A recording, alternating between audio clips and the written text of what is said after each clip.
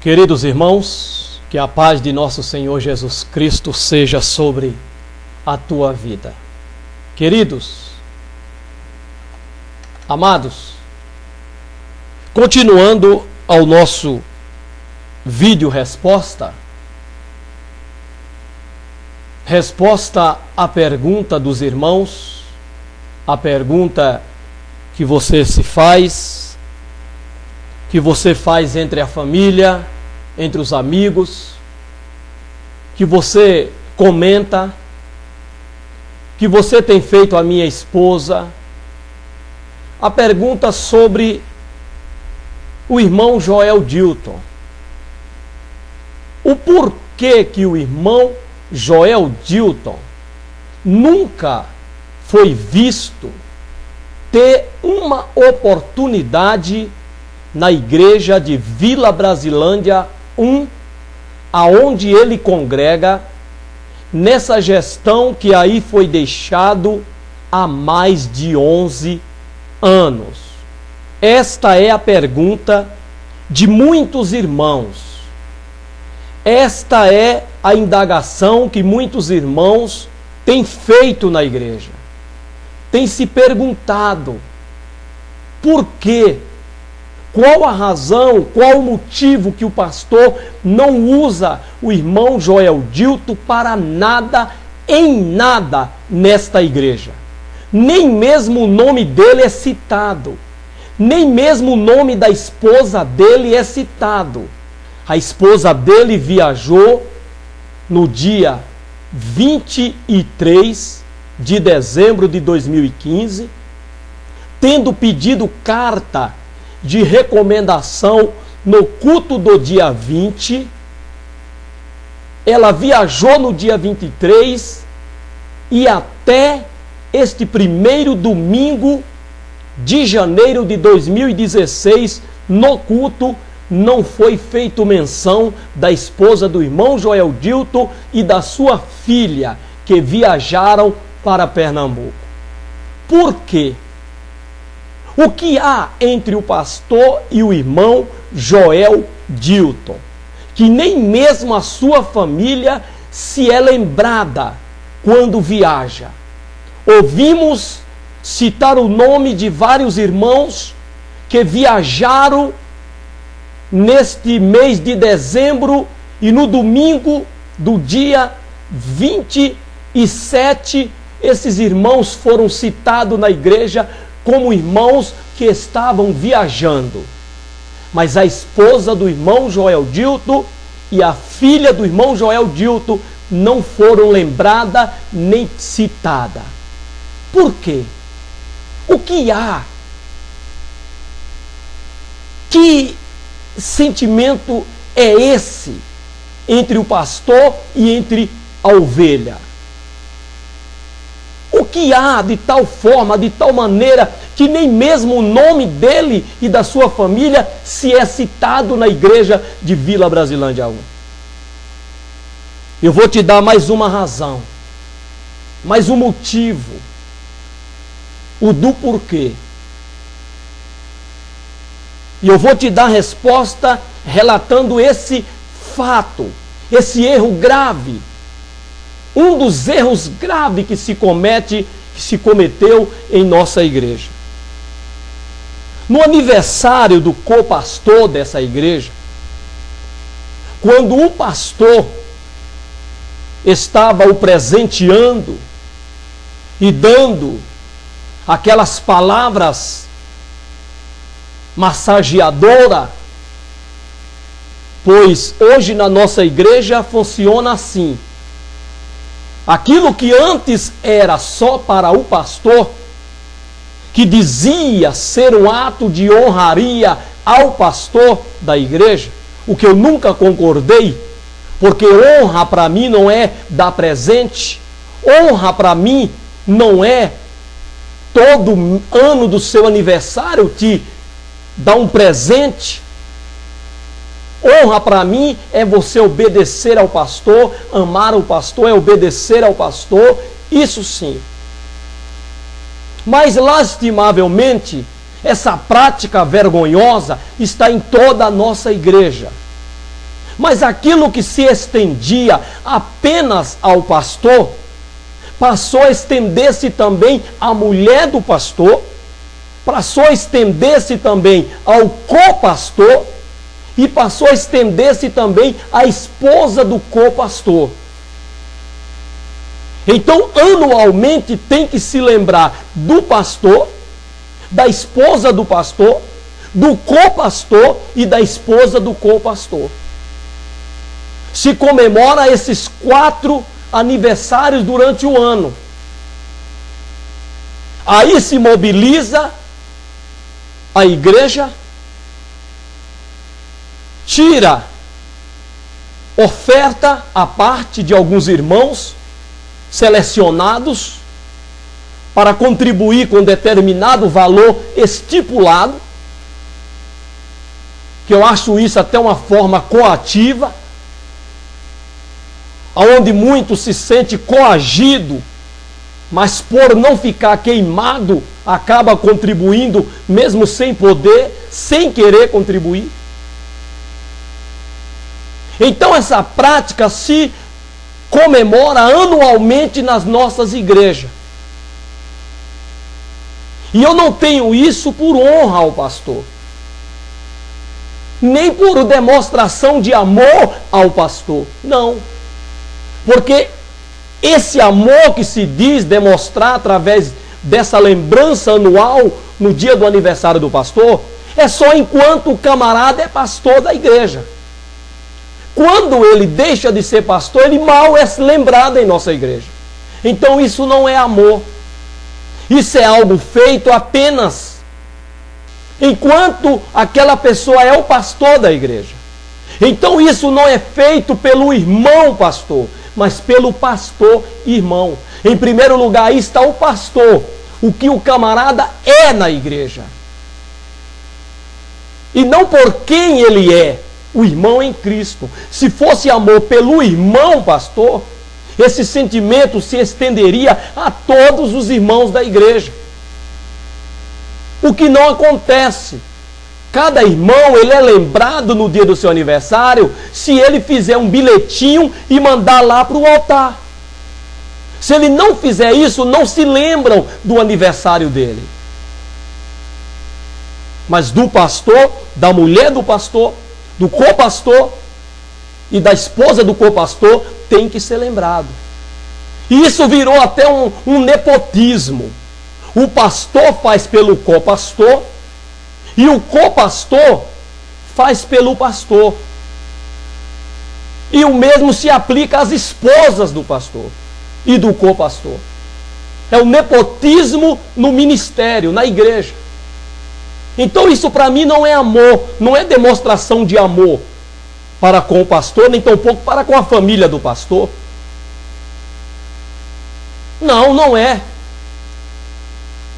Para mim não é. Pois bem, no dia da comemoração do aniversário do co-pastor, o pastor dando aquelas palavras, antes de passar o presente às mãos do co-pastor, ele disse que, referindo-se ao co-pastor, que se o nosso co-pastor, o evangelista, não for para o céu, ninguém mais vai para o céu. Vou repetir para você. O nosso pastor falou do co-pastor que se o co-pastor evangelista não for para o céu, ninguém mais vai para o céu. Um ano depois, novamente na data comemorativa do aniversário do co-pastor, o nosso pastor repetiu a mesma frase em relação ao co-pastor, dizendo novamente, com relação ao co-pastor, que se o co-pastor evangelista, irmão, não for para o céu, ninguém mais vai. E ele ainda perguntou para a igreja. O que é que ele diz aqui, irmão? Sobre o irmão evangelista, que se ele não for para o céu, aí a igreja completou. Ninguém mais vai para o céu. E eu quero ler aqui um versículo. Eu quero ler um versículo aqui, na carta de Paulo aos Efésios, tão conhecido. Mas eu poderia citar, mas eu vou ler. Embora os irmãos não estão me vendo, mas tenha certeza que eu estou abrindo a Bíblia para ler. Eu poderia citá-lo, mas eu vou ler. No capítulo 2 da carta de Paulo aos Efésios, tão conhecido, no versículo 8 e o 9, diz-nos assim: porque pela graça sois salvos, por meio da fé. E isto não vem de vós, é dom de Deus. Não vem das obras para que ninguém se glorie. Amém? Glória a Deus. Glória a Deus. Então, irmãos, não é pela vida do irmão evangelista, co-pastor, que está a nossa salvação. Não é no modo de vida do co-pastor que está a salvação da igreja de Vila Brasilândia 1. Como o pastor se referiu. Porque quando o pastor disse isso, que se o irmão co-pastor evangelista não for para o céu, ninguém mais vai. O pastor está pregando e dizendo que a nossa salvação, a nossa entrada nos céus, depende não de Jesus, não de Cristo, não do sacrifício de Jesus, não de nós, mas depende inteiramente da entrada do irmão co-pastor evangelista. Dando a entender que a condição para nós entrarmos no céu é o irmão co-pastor evangelista entrar. Se ele entrar, nós entraremos. Se ele não entrar, nós não entraremos. Quando a Bíblia registra, e eu li para os irmãos ouvirem, que a nossa salvação é pela graça, por meio da fé. Jesus fez o que ele tinha para fazer, nos dando a salvação. Agora depende de nós crer na salvação, no plano salvífico de Deus para nós, crermos nisto, aceitar as suas implicações, porque não é simplesmente crer em Cristo exige implicações que nós precisamos nos adequar, nos submeter a esse crer para sermos salvos. Mas não depende do co-pastor evangelista. Ele dará conta de si mesmo. A Bíblia diz que cada um dará conta de si mesmo. O co-pastor evangelista não dará conta da sua família, não dará conta da igreja, não dará conta a não ser de si mesmo, a Deus perante Deus. Então não pode o pastor pregar isso na nossa igreja. Ele não pode falar isso e deixar como que se o que ele falou é verdadeiro, quando não é. Então isso é um erro gravíssimo em cima do altar da nossa igreja. Isso é até heresia. Se cometer uma heresia sobre o altar da nossa igreja. Dizer que a salvação da igreja, que a entrada da igreja no céu, depende da entrada do co-pastor evangelista, isso é grave. E eu não concordo. Eu abomino, eu repudio tal dizer, tal pregação sobre a igreja, o altar da nossa igreja. Eu refuto esse dizer. Embora muitos concordaram, até fizeram um coro complementando a pergunta do pastor. Quando ele disse: o que é que eu tenho dito todo ano sobre o irmão copastor evangelista? Que se ele não entrar no céu, aí a igreja completou. Ninguém mais entra. É verdade, talvez esses que completou a pergunta do pastor seja de fato aqueles que não entrarão senão condicionado à vida, à conduta de vida do nosso copastor evangelista. Porém, o irmão Joel Dilto não pensa assim. Porque quem morreu por mim foi Jesus Cristo. Quem deu a vida pela minha salvação foi Jesus Cristo. A minha salvação, a minha entrada no céu está condicionada a Jesus Cristo, ao que Jesus Cristo fez por mim, pela minha esposa, pela minha filha. E não o nosso copastor, o evangelista.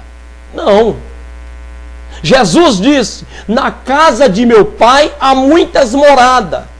Se não fosse assim, eu vos teria dito: vou preparar-vos lugar.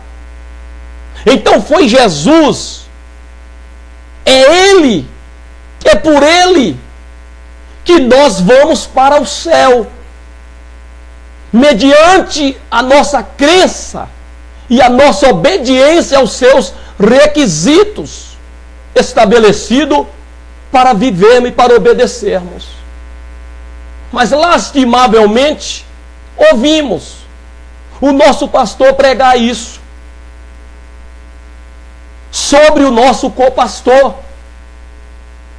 Talvez por ele não falar nada, talvez por ele ser sempre uma pessoa de boca fechada, que não questiona nada, não argumenta nada. Talvez por isso o pastor tenha ele como um homem de vida ilibada, merecendo assim o céu e merecendo assim o privilégio de salvar a igreja de Vila Brasilândia 1 e não Jesus Cristo. Talvez pelo seu modo calado, quieto na igreja, no púlpito, de não abrir a boca para questionar mesmo os erros, as injustiças que todo mundo vê, seja isso um elemento que dá ao nosso copastor esse privilégio de ir para o céu e de levar com ele a igreja de Vila Brasilândia 1. Pelo contrário, se ele não for, ninguém mais vai. E nós vemos que o nosso copastor, ele é tão calado que ele não refutou esse dizer do pastor. Ele silenciou, ele calou-se diante desse dizer a respeito da pessoa dele. E quem cala, consente. Consentindo então que é verdadeiro o que o pastor está dizendo sobre o copastor.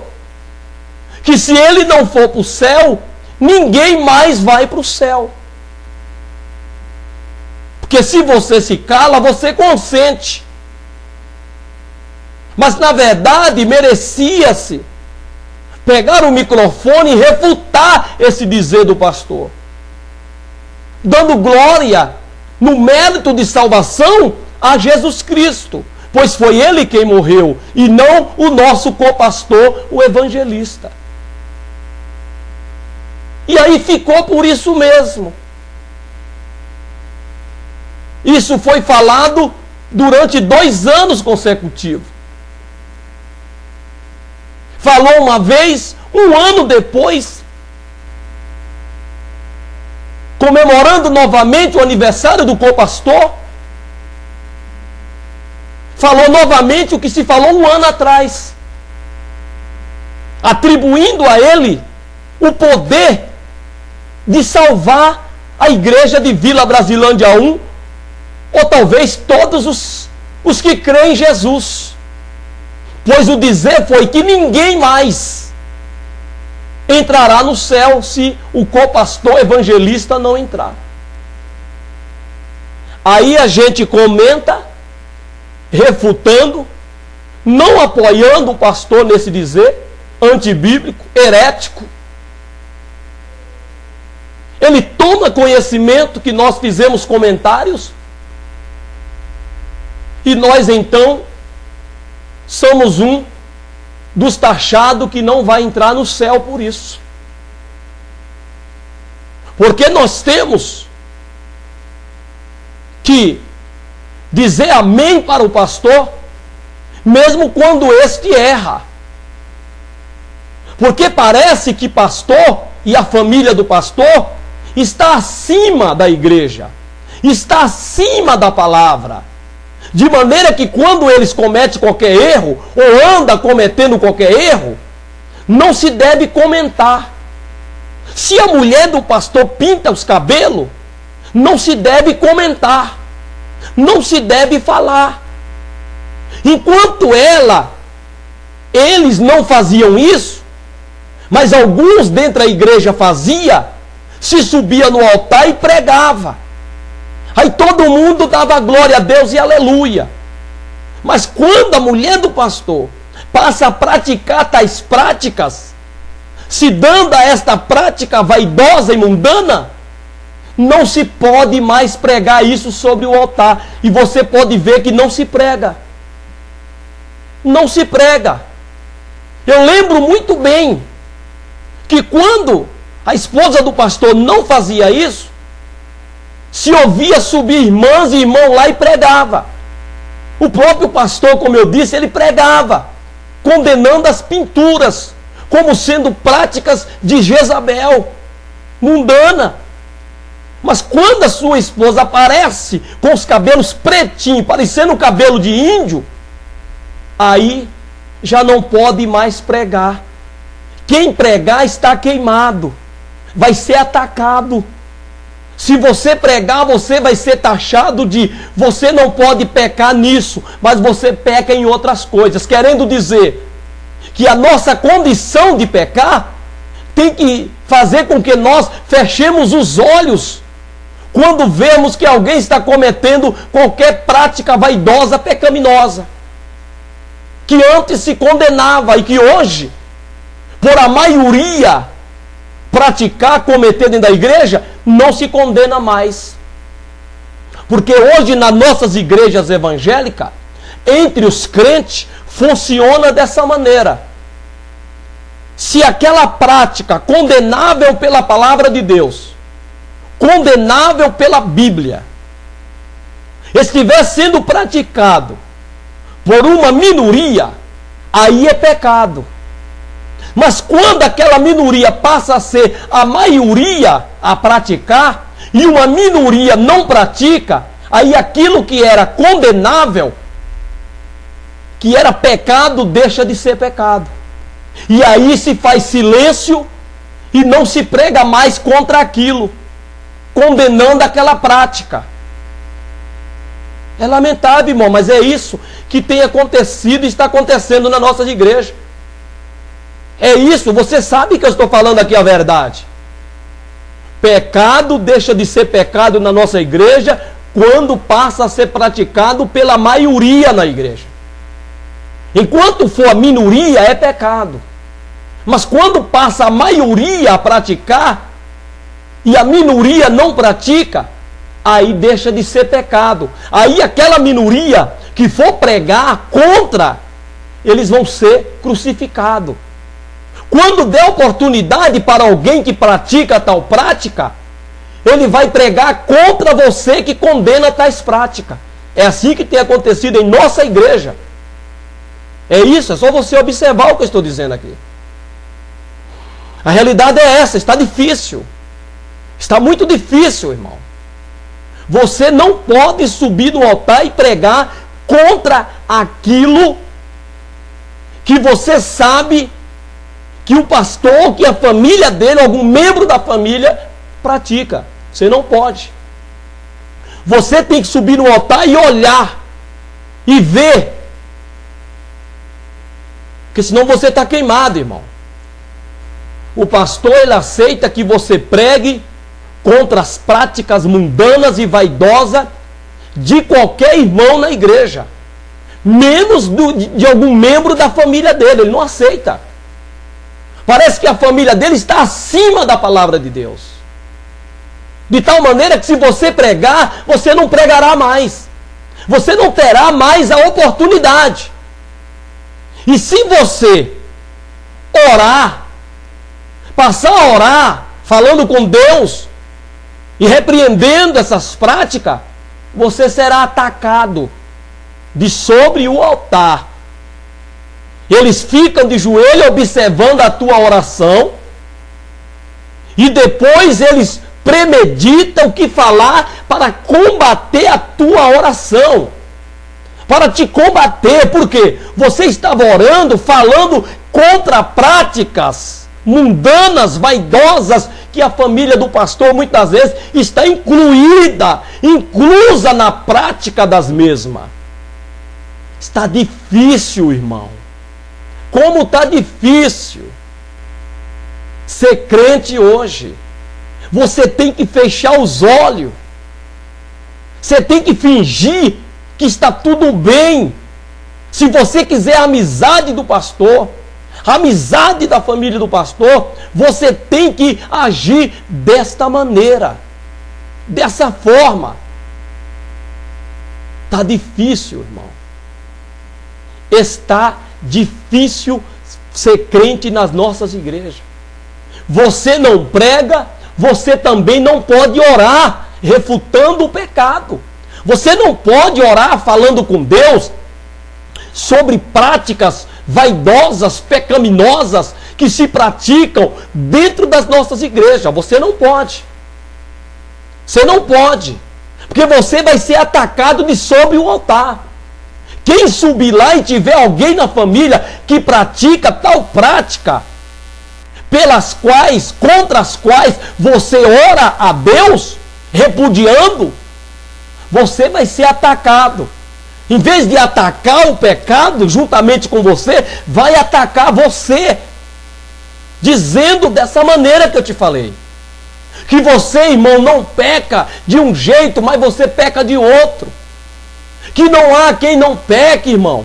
Todos nós pecamos. Não sejamos juiz. Desse jeito. Você vai ouvir isso. É o que nós temos ouvido. É o que o irmão Joel Dilton tem ouvido em todas as mensagens na igreja de Vila Brasilândia 1. É um verdadeiro martírio. É um martírio, irmão. Tantas coisas em nossa igreja contra o que eles deveriam pregar. Mas eles preferem subir no altar para atacar o irmão Joel Dilton, que ataca o pecado, as práticas pecaminosas, vaidosas, das quais muitos deles não têm coragem, por muito deles não tem moral, por não ser respaldado pela família, pelo amiguismo e pelo medo. Mas eles também não aceitam, nem mesmo que você de joelho dobrado, orando e falando com Deus, cite essas práticas. Está difícil, irmão. Como está difícil, irmão. Está difícil. Temos que viver numa mentira. Precisamos viver na mentira.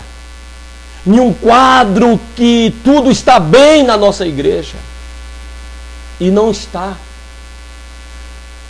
Então, irmão, temos que dizer amém. E glória a Deus, mesmo que o pastor esteja errado.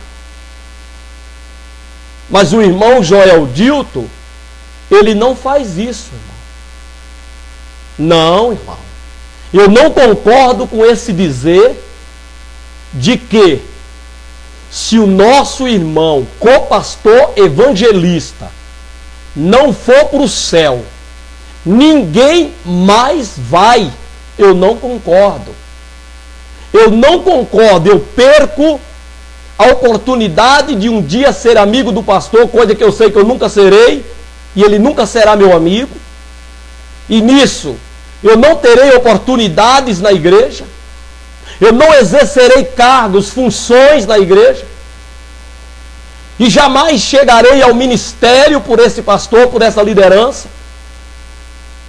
Mas, irmão, ele não poderá fazer uma coisa contra o irmão Joel Dilton: me impedir de entrar no céu. E graças a Deus, porque ele não pode fazer isso.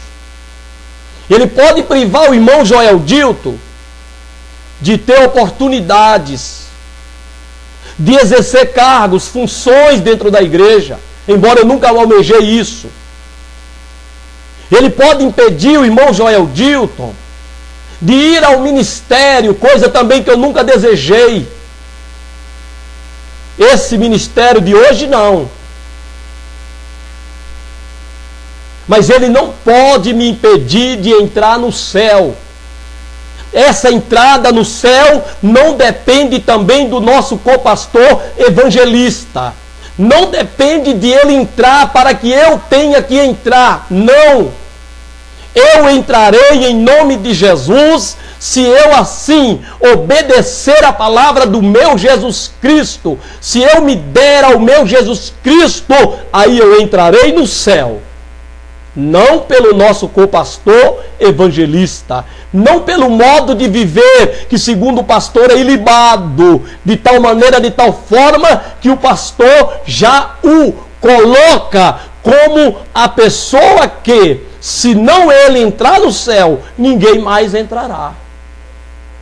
Então eu não concordo, irmãos, de maneira nenhuma. Eu fico com a palavra de Deus. Pela graça sois salvo, por meio da fé. E isto não vem de vós, não vem do nosso copastor evangelista. Não vem. A salvação não vem do nosso copastor evangelista, como referido, como citado, como homem que se não entrar no céu, ninguém mais vai entrar. Não. Pela graça sois salvo, por meio da fé. E isto não vem do copastor evangelista, nem das obras, mas vem de Deus. Isto não vem de vós, é dom de Deus, irmão. A salvação ela é um dom de Deus para nós, é um presente. Basta crer e nos apropriar dela pela fé, obedecendo os requisitos que ela impõe para nós. Uma delas, a santificação, sem a qual ninguém verá a Deus. Segui a paz com todos e a santificação, sem a qual ninguém verá o Senhor. Hebreus 12, 14. Ninguém verá o Senhor. Não é pela vida, pela a entrada do nosso copastor evangelista. Não, irmão. Ninguém verá o Senhor sem santificação. Santificação no corpo. Santificação na alma. Santificação no espírito, irmão. A santificação é na tricotomia, é na composição do ser humano, corpo, alma e espírito, conservado irrepreensivelmente para o dia do Senhor. 1 Tessalonicenses 5, 23. Santificação no corpo. Ei, irmão. E como o corpo tem sido entregue à vaidade, à carnalidade, ao sensualismo, ao nudismo, ao seminudismo. Crentes, pessoas que se dizem crente, irmão, que usa o corpo para seduzir, para galantear o irmão, para levar o irmão a olhar para ele com um olhar de galã, se desejando, se cobiçando-a, eu não sei. Não sei. Mas o corpo hoje, o desejo do corpo perfeito, não é de um corpo sadio para Deus, é de um corpo sarado, mas o sarado no entender de um corpo modelado, para vestir suas roupas sensuais, marcando todo o corpo, mostrando até mesmo a sexualidade. Isso dentro das nossas igrejas, irmão. Só não vê quem não tem coragem para poder, irmão, falar alguma coisa. Mas isso acontece dentro das nossas igrejas, irmão. Os pastores sabem disso. Mas é mais fácil atacar aquele irmão que até então a sua família lhe respalda. Até então a sua família lhe sustenta para falar contra essas vaidades, esse mundanismo no corpo das pessoas. As pinturas, as tatuagens. Temos até crente com tatuagem, que expõe as suas tatuagens. É verdade, vieram do mundo com elas, aceitaram a Cristo com elas, mas não se deve ostentar elas, para não levar os que não são crentes a pecar mais ainda. Se tem alguma tatuagem que está visível, aconselho eu que deveria ir no mesmo lugar onde tatuou esse desenho que você idolatra e mandar pintá-lo, desfazê-lo, fazer uma mancha preta por cima que não chama tanto a atenção. Porque se você faz um desenho que você o idolatrava, por isso você mandou desenhar aquele desenho no teu corpo, porque você o idolatrava aquilo. Agora, como crente, se está visível aos olhos do público, da sociedade, você agora professando a Cristo, para não levar as pessoas a pecarem, dizendo, ele é crente, ela é crente e tem a tatuagem. Então você deveria ir no tatuador e mandar ele passar uma tinta preta, tirando aquele desenho, aquela imagem. Aí ficaria uma mancha preta que não chamaria a atenção. Mas será que você quer fazer isso? Será que você quer pagar esse preço? Será que você quer ir lá no tatuador e mandar ele passar uma tinta toda preta para ficar uma mancha preta, em vez daquele desenho bonito que você mandou fazer quando não era crente? Está disposto a pagar o preço por Cristo? Para quando alguém olhar para essa tatuagem, não ver nenhum desenho e ver apenas uma mancha preta? Não, não está disposto a isso. Sabe por quê? Porque você ainda ama esse desenho que você mandou fazer quando não era crente, quando não conhecia a Cristo, no tempo da tua ignorância com relação às coisas de Deus. Mas e agora que você conhece e sabe que o corpo não é teu, esse corpo não te pertence, você não pode fazer nele ou dele o que você acha que pode, que deve. Não, Deus vai te cobrar caríssimo um dia. Porque o corpo pertence a Deus. Ele é templo do Espírito Santo de Deus. E a Bíblia diz que o templo do Espírito Santo de Deus é santo. Então o teu corpo tem que ser santo. Mas hoje, lamentavelmente, em nossas igrejas está difícil quando se fala no quesito santidade do corpo. Começando das pinturas dos cabelos da cabeça. Não se vê mais cabelo de cores naturais, normais. A insatisfação, o descontento. Jesus não tem preenchido suficientemente o coração dos crentes para eles se aceitarem, para eles estarem contentes com eles mesmos, por conter dentro deles a glória daquele que é soberano e poderoso e que preenche todo o nosso vazio de maneira que nós não necessitamos nos maquiarmos, nos mascararmos para sermos felizes. Não. Não. Como o palhaço. Diz que o palhaço, ele é um homem muito triste. Mas que quando ele põe aquela máscara, ele se mostra feliz para as crianças. Mas dentro dele ele é um homem triste, descontente, infeliz com ele mesmo. Assim são os crentes hoje. Jesus não os completa, não os preenche. Que eles precisam das coisas deste mundo. Eles precisam importar as coisas mundanas para seu corpo, para que eles sejam felizes. Como a sociedade impõe, como o sistema determina.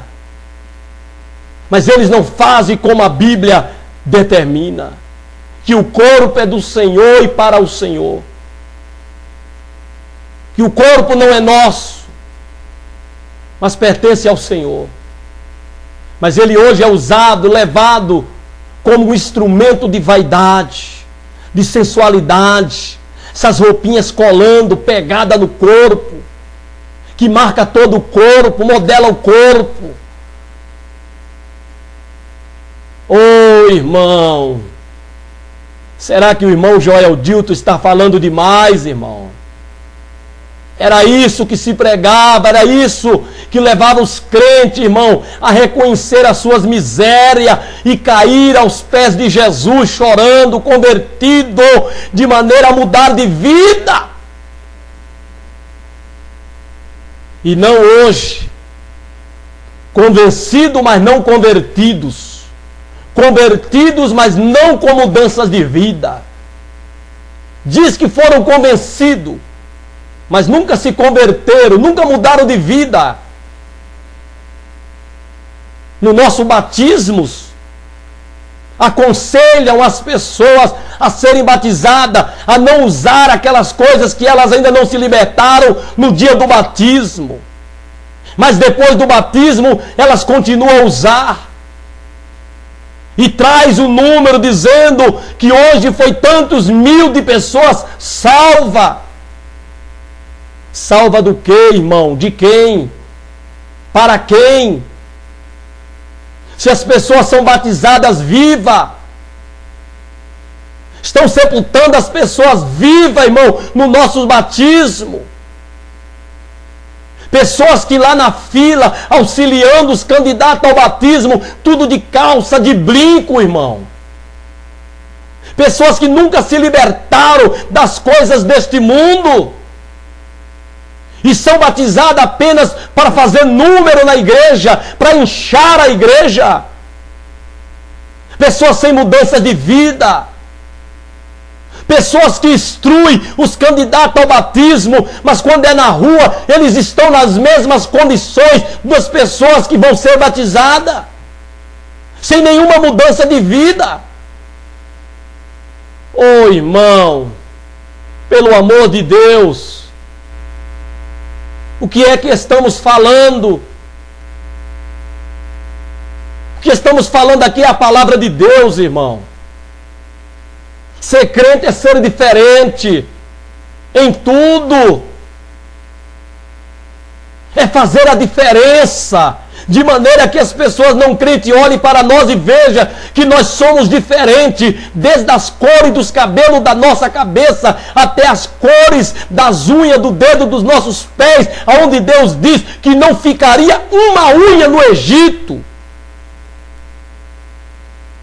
Hoje está o corpo todo no Egito, irmão. Não é só a unha, é o corpo todo. E Deus diz que uma pitada de fermento leveda toda a massa, irmão.